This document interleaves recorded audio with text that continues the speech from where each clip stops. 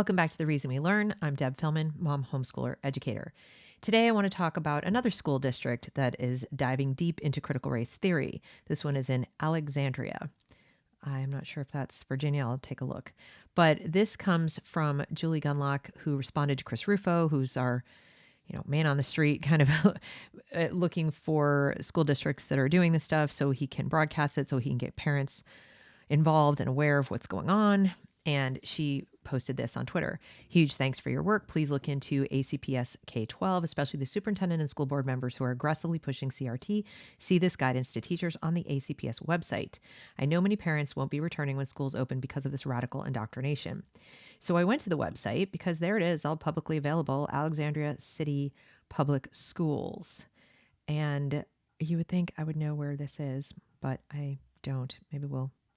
Oh, yes, it is Alexandria, Virginia. That's what I thought. But, there's Alexandrias in other places, so I had to be sure. Anyway, teaching racial justice. Let's take a look at what they are putting out there for their teachers, but for everyone to see. This is the thing, parents. If you are not regularly looking at the website for your school, if you are not regularly looking at what's broadcast to teachers and other parents, you're not really involved in your child's education. First of all, look at this fancy website. I mean, let's go to the homepage. I used to work for a company that built websites. This is robust, guys. This is a lot of stuff. They're spending millions of dollars on this. So if you're not spending time on this once a week to figure out what the heck's going on, you're simply not paying attention. Because if you were there, you would know this is going on. You would know they were building up to this. The other thing is, they now have the ability to say to you when you complain to the school board, well, it's all out there. Where were you? So I'm sorry to say, I don't let you off the hook. I have sympathy for you if you're busy and you've been, believing the propaganda that they had your child's best interests at heart. I guess I sympathize to a certain degree, but I also kind of don't, because results should have driven you here. Unless you have a straight A student who loves school and is bouncing home happy every day to see you and everyone else and has no problems and loves the teachers and loves everybody. I mean, as long as they're just absolutely in bliss constantly, you have no excuse. If your child ever said to you, I hate school, or I don't want to go back, or even, resisted getting up in the morning, whatever, and you didn't dive in over here, if instead you're like, come on, you have to go to school, I got to go to work, you're not going to get a lot of sympathy from me. They were trying to tell you something. You should have turned over every rock, and this would be the giant rock you should start with. Having said that, having put my scold hat on, sorry, I just tell it like it is. You must be more involved than picking the quote unquote right zip code and deciding, well, that was enough. It's great schools. Look, the property values are so high. It must be good. Really? That's how you choose your child's school, where they're going to spend all day? Did you put that much thought into their daycare if you use daycare? How about their babysitters? Is that what you do? Yeah, and I'm sorry if I'm sounding judgy and mean today, but I have just had a situation with a tutoring student and her parent that put me right over the edge. And it was a classic example of this.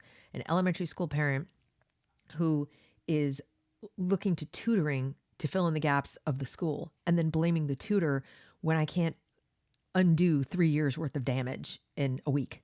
When I go back and honestly tell the parent, this is a problem that started a while ago and you really need to have your daughter tested. First of all, see what learning disabilities there are, because there are some clearly have gone undiagnosed. The schools are not in any big hurry to diagnose them, by the way, because then they have to provide services, and oftentimes they don't have anyone to provide them, or they have to deal with an IEP or a 504, and they don't want to do that either because that takes time and energy and costs money. So they just shove the kid on through. And a lot of these, we're not doing grades anymore, things help them do that, by the way. So here's a child who was obviously just, shoved along. She's going into fifth grade, 10-year-old kid, and maybe reads and writes at a third grade level. Maybe. I mean, I hate the levels, but this is where she is. Now, before I go any further, let me just say, these levels are arbitrary. You should teach to the child, not to some arbitrary level. In self-directed education and home education, you can do that. You can go at a child's pace. Oftentimes you can preempt things like dyslexia by reading to the child and not telling them to look away from the words and look at pictures and all kinds of other strategies they teach in school. There are things you can do to help them move at their own pace, love learning, love reading, love math, whatever it is, because you went at their pace. You didn't try to force the square peg into a round hole. But if you didn't do that and you put them in school and you trusted the school was going to come back and tell you what you needed, and you didn't happen to notice, you didn't even looking for yourself to figure out, like, why is my 10-year-old child not really able to read properly? I'm sorry, that's on you. And you don't then go hire a by the hour tutor and wonder why they're giving you feedback after the first session saying, this isn't what you think it is. And, there needs to be more remediation. And then you go and you give the tutor a bad review because they told you something you didn't want to hear. So it does make me wonder how much of this is the teachers who are failing the parents, and how much of this is the parents' fault? How many parents out there who are just going, raise my kid for me, they don't pay any attention, and then teachers get the message loud and clear, like, you don't want to hear from me. You don't want to hear the truth. If I tell you the truth, you're going to get angry and punish me. It's not, I'm not paid enough to deal with this. I'm not, I don't have enough stamina or energy to deal with this. I get it from my district telling me I can't discipline the kids. I get it from you telling me I can't grade them because I'm being mean or racist or whatever. And I know for a fact teachers leave the profession. I was one of them. And then there are probably those who stick around because they need to pay bills and they're just zombies. And if you're a parent putting up with it, or worse, asking for this, you get what you deserve. I'm sorry. So, rant over. Back to teaching racial justice, if I must. In light of the reactions to the most recent publicized murders of Black Americans, to include Breonna Taylor, Ahmaud Arbery, and George Floyd, we believe it is imperative to talk about and provide guidance relative to addressing students' questions about current events, race, and racism.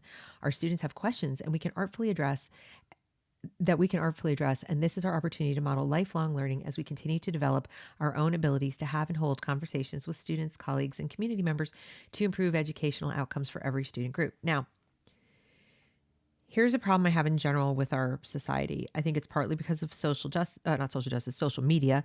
It's partly because of 24-hour cable news. It's partly because of parents' reliance on technology, on all day in the house. We're all home, stuck at home. People aren't going out to play. They're on their phones or on their devices.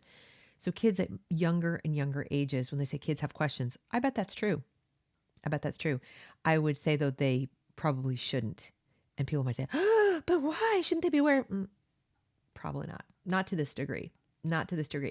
I don't think we should go out of our way to shelter them per se or hide things. That's not what I'm saying. I'm just saying that I think to a much too great a degree, we expose very, very young children to complex issues they couldn't possibly understand.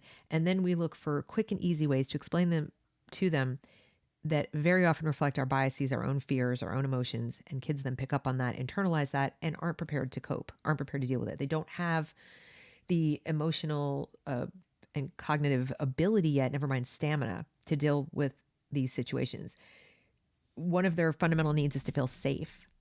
And when you start talking about these issues, it's extremely difficult to discuss them in a nuanced way or to artfully discuss them without also making the child feel afraid. Making a young child feel afraid, even all the way up through middle school, is not a good idea. It's just not a good idea to talk about things that are designed to make them scared. Worse yet, if you talk about them in ways that make them angry. Okay, so I'm just going to put that out there from a just child development standpoint. I think it would be better if we could shield them a little longer. And rather than, I'm not saying give them simple, easy answers, just say, look, here's what you need to know. You need to know that you're safe. You need to know that mom, dad, the community, the school, the teachers, we are going to do our level best to keep you safe. These issues are big issues. They're grown-up issues. And we grown-ups are going to have to solve them for now. And you know what? When you learn and grow and you focus on you and you focus on getting strong and you focus on your dreams and your hopes and you do that, and we'll take care of the grown-up stuff. And then as you get older, you can possibly learn more and join in. But right now, what your job is to learn. Your job is to grow. Your job is to be happy and be joyful and enjoy life. It's not a lie. It's actually true. There's nothing they can do. And there's no more hopeless feeling than to be a young child and see all these big, big things going on and see your parents all agitated and angry all the time. And, we must do something, whatever, and talking about it almost constantly. And you're at the mercy of them. And then when people try to involve children in it or use them as political props, now you're getting into the realm of abuse. So we can artfully address these. I would say that my definition of artful is to find ways to not address them, except insofar as they directly impact the student. If you find a student who's directly impacted, like somebody in their neighborhood was one of these people, or you've seen giant protests go down the street, I think that's an area where a counselor could talk to that student or that group of students, or you could possibly have a separate conversation. But to make it part of the curriculum for all students to be immersed in this all the time and have these conversations constantly, I think we are creating a lot of anxiety that doesn't need to be there. You know how the prayer goes, the Serenity Prayer? Well, I think it would do well for people to remember that right now. If you cannot change it, you can't do anything about it. You're just begging, you're borrowing trouble to sit and talk about it all the time. We as a nation are once again experiencing the results of our failure to have and sustain conversations across racial lines about the policies and practices that result in different lived experiences. There's that lived experiences thing again. For many members of our society, educational equity addresses disparities based on race, economics, and other dimensions of difference. These sentences, like, what they really amount to is educational equity is trying to make everybody come out the same, which is a fool's errand. It's not going to happen. It's not about equal access. It's not about equality of opportunity. That would be equality. Equity is equal outcome. And they're dreaming if you think you can achieve that. Never could be done, ever. Even in an all-white school, you didn't have equity. Equity can be achieved by promoting relationships and nurturing the capability of students, families, and staff. So you're now taking care of everybody? I mean, they're infantilizing adults here. The goal of educational equity is helping students to thrive. Equity is aspirational and something that none of us has ever experienced and never will. It's not aspirational. You're saying, let's aspire to live in a perfect world. You can't. It can be achieved when we each do our part. No, it can't. It cannot. Equity cannot be achieved. Ever. It cannot. Equality of opportunity we can talk about. I would argue we don't have equality of opportunity. Not completely. No, we don't. And there are lots of things interfering with that. And it's not just race. It's not even just socioeconomic situations. I don't think people have equality of opportunity because the government gets in the way and says, you can't choose your own school. You got to go to this one over here in your zip code, where your neighborhood, where we drew the lines. You got to go there. That's getting in the way of equality of opportunity. The dollars that you spend in taxes are supposed to be for education. That's your money. That's taken from you. You're deprived of some of your opportunity every time they take $1 out of your pocket. So there are a lot of things we can and should discuss that aren't getting discussed. We were starting over here. We're starting with the foregone conclusion that we must use public school. We must fund it with tax dollars. You must be assigned to a school by your geographic location, and we may not deviate from that. And then we're going to start with where we are over here. But we're already 5 or 6 steps away from equality of opportunity. And now you want to talk about equity. Good luck with that. The resources in this email are provided in 3 parts: strategies for facilitating conversations with students, online resources for framing conversations, resources for your personal and professional growth and development, which is just further indoctrinating you so that you preach the party line properly, links and references for podcast, video, blah, blah. Now let's look at the strategies. Model respect. Establish norms for conversations, such as sharing your own truth. No, I don't want to know the teacher's truth. First of all, we don't have your truth and my truth and the other truth. There is either truth or there's opinion. Your lived experience is your lived experience. It's anecdotal. It's maybe a step above opinion, but it's still shaped by your perceptions, your individual perceptions, and without evidence to back it up, video and so forth and so on. It is literally coming through the lens of your biases and your perceptions, your preconceived ideas about people and things and events, or possibly how you read media about it. It's not even firsthand. It's your reaction to other people's experiences, like these people who were killed, and you sharing your truth. My truth is that they were murdered. No, that's not your truth. That's not even like anybody's truth. That's an opinion that was not borne out in court in several cases. Okay. So we're not teaching kids to discern what is truth. And of course, that's the goal of wokeism, is to demolish truth, deconstruct truth. There is no truth. Truth is what I say it is at the moment to achieve my agenda. Respect the perspectives of others in sharing the space. I have a sneaking suspicion they don't respect the perspective of a person who says, I'm not racist though, and I don't agree with any of this, and I'm not going to admit to any of these things that you say I'm guilty of. I'm pretty sure they don't respect that opinion.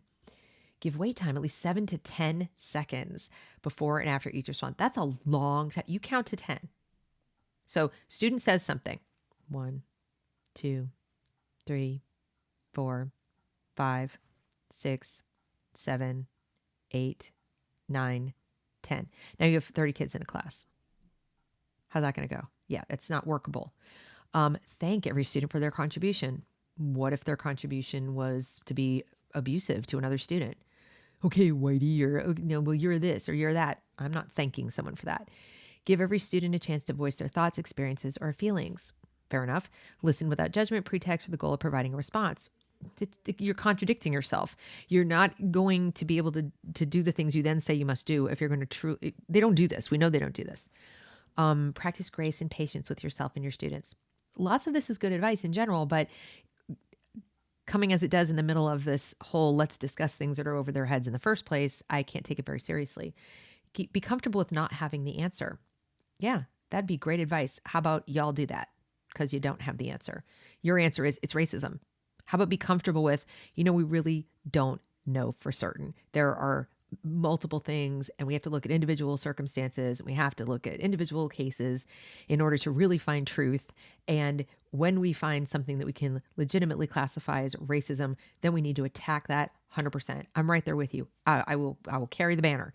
But you don't just look at every negative outcome that happens to involve somebody who's African American and say it's racism by default. And that's the, I have a hammer, everything's a nail answer. And that's what they do. So be comfortable not having an answer is not something they're already comfortable with. Ask open-ended questions. What else are you thinking? Who else would share their? Here's the problem with open-ended questions about complex ideas where it's pretty clear the fact that you're having the conversation in the first place with the student means that you have an agenda, clear to adults anyway. But kids are pretty savvy. When you say we're going to have difficult conversations about race and we're going to talk about race and we're going to talk about these difficult things happening, you're already saying they're difficult. You're telling them how to feel about it. They may not even notice. Maybe they don't have the news on at their house. But now you're telling them this big, difficult thing's going on. So now you've already put meaning on it for them. And now you're asking, well, what else? Well, what else? Well, what else do you think? It is very common for children when there's a power differential to think, I'm supposed to say something now. So they look around the room. You can watch them. They look up at their mom or their dad or another adult, and they look for cues of what am I supposed to say? What am I supposed to think? Because they think they're supposed to say something. So what else are you thinking really ought to be followed by if you're thinking something else. If you're not, it's okay. If you're not, it's perfectly fine. You should have the freedom to not say anything. So the problem with open-ended questions is it's not an invitation with a younger child. I would say even all the way through middle school and possibly even into high school, it's not really seen as an invitation. It's seen as solicitation. Like, give me something and I'm going to reward you or punish you according to whether you give me something. And then, of course, the student knows because they're paying attention. There are things that are okay and things that are not okay to say. So all this is an effort to further fill the space with the most opinionated people's opinion so that all the other kids can hear those opinions and either be cowed or be inspired to do the same thing. It seems like a good idea until you really think about how kids actually are in the environment of a school. Use questions to challenge students to imagine a better world. See, now you're divulging that you have an agenda, a world where students see their roles in achieving that vision. Now you're telling them they need to be activists. So you're leading with the premise that the world is not okay. So you're compromising their perception of safety. They may feel perfectly fine. Now you're injecting doubt into their life. Why would you do that? Why would you create anxiety where it doesn't need to be? They may now have doubt and they don't even know why. Why should I feel doubt? Now they're looking for problems that they didn't see before. That's also damaging. Be open to learning with and from your students. Use data from reliable and research sources. I would love to know what their definition of reliable and researched is, because they think that Kendi is reliable and researched, and he's neither. He's probably the most overrated person ever, like who's had such a broad impact on our culture. He is so unbelievably overrated. It's crazy. I hope I'm alive like 50 years from now. I mean, I'll be over 100, but I would love to be alive when we finally realize what a fraud he is, what a lightweight he is, to use Glenn Lowry's term. And everybody realizes that. I would love to be able to do that. Let's see. Model enthusiasm, openness, and curiosity. That's always a good idea in any classroom. Use what you learn from your conversations with students to improve instruction. Recognize and actively work to put aside your preconceptions. I doubt that's happening. Be open to the fact that you may engage in behaviors and practices that inhibit equity about which you are unaware. Well, I'm sure I do. I'm sure I inhibit equity because I don't believe in equity. So I'm actively trying to inhibit equity. I want to make sure I address the needs of each individual child, and those are going to be different. And I actually don't have a problem if individual children arrive at a different location at the end of the class, or they have a different grade, or they, have different needs, because they're different people, they're individuals. And not everybody can get a quote unquote A, and not everybody should even want one. Okay. Because we place too much emphasis on whether it's an A or a B or this, and not enough emphasis on, are they happy? Are they passionate about what they're learning? Are they learning, in fact, not just regurgitating onto a test? What is it that we're grading? Could they give a self-evaluation and say, I learned this, I understand it, I love it, or I don't love it, I hate it. You know what? I've decided when I finish however much math I need to know to be able to function in society, I don't want to ever see math in a classroom again. That's fine too.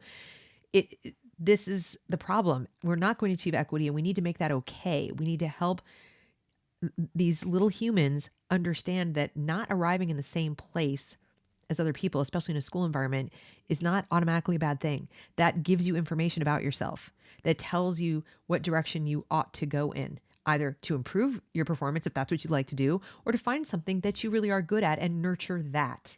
We're not all going to be good at the same things, and that's okay. That's what makes a world. That's what embracing diversity and being tolerant really is.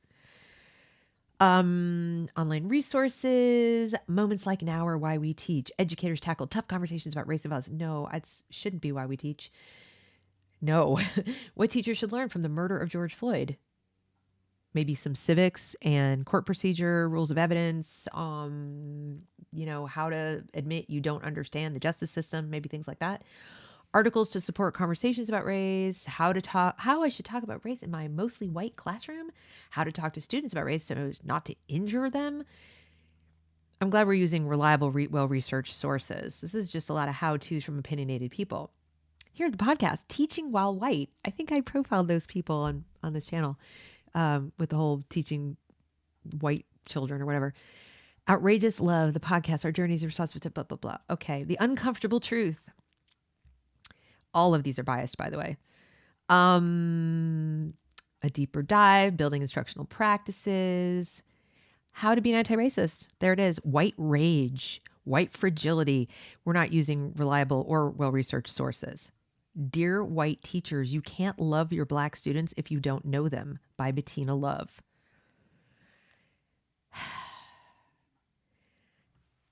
I can love human beings. Does that mean I will understand someone who's different from me as well as somebody who grows up in a similar environment? No, and no more than they will understand me. But to say you can't love somebody if you don't, completely know them or understand them is just false. If you are an open-hearted person, if you are a really good teacher and you value the human life and soul in front of you, you can love them, and you can admit to being imperfect, and you can admit to not fully understanding. And that level of humility is sorely lacking amongst teachers. Everyone wants to be a judge and jury of everybody else. Well, I know how to teach Black children much better than you. Well, no, I do. Well, you need to admit that you're that. Well, there's so much judging going on. Why don't we just say, you know what? I admit there's things I probably don't know, but guess what? There's probably things you don't understand about me or this child or that child. And it's a really good practice to remember that unless we know each individual student, we don't teach them effectively. We don't. We have to get to know them as individuals to be truly effective. You can't teach like a whole room full of people effectively. You've got to make efforts to get down on their level and get to know them. And all this other stuff's going to come up, but it's not about their being Black. It's about their individual life. And there might be commonalities. If you have, a group of kids in your class and they all live in the same neighborhood, there'll be certain common themes.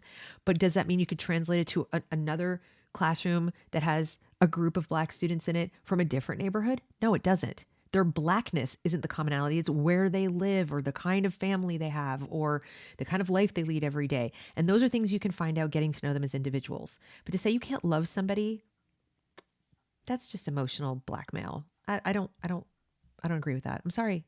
I've been a teacher a long time and I just disagree. There are a lot of students I love and I don't understand. I care about them. I care about them enough in many cases to say, I think this child needs a different teacher. I don't think we're clicking. It's a human relationship. And it's one of the reasons I actually support self-directed learning, because the child directing their own learning is going to learn self-love and personal motivation and all of the things they need to learn to become a lifelong learner. Then you look for mentors. And to find a proper mentor, you really need to look for that click. It's harder, it takes more time, but it's worth it. It's absolutely worth it. Find mentors who are either good at clicking with a lot of different kids or people who can click with your kid if that's not working out. But you cannot have this one size fits all. And there's no way to take a group of 500 teachers and say, if you do these 20 things, you will be, great with 30 kids in a room. You could be the best there is, and it's probably not going to happen. So that's one of the other things that's been found. Like I said, get on the websites, find out what's going on in your school, and challenge these premises. Challenge them. Read things carefully.